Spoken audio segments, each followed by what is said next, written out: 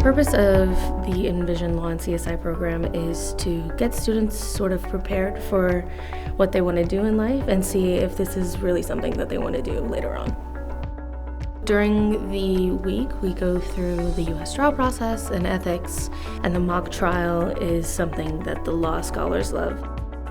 I'm really excited about the upcoming mock trial where I will be a defender of John Doe, who is a suspect of the murder of Jane Doe. For the CSI program, the scholars will get hands-on experience with fingerprinting, blood analysis, blood stain pattern analysis, and hair and fiber analysis as well.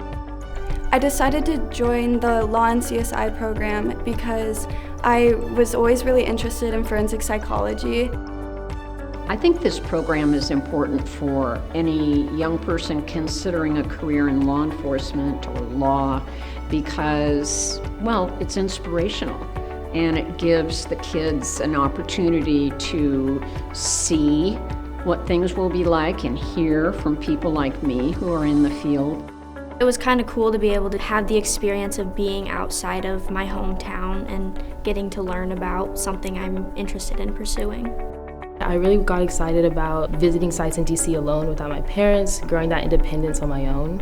What excited me about this program was most definitely getting to hear from real people who have worked on actual cases. I might see these people in the future and I might work with them, and that's just really cool.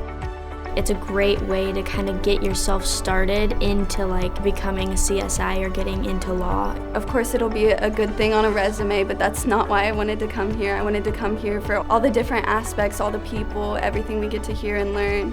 It was a very fun experience imagining myself in a courtroom as a lawyer. If the kids pick up anything from what I have to say, I hope it's that they see everything's possible. Don't be shy. Consider everything that is available to you, and if it looks good, go for it.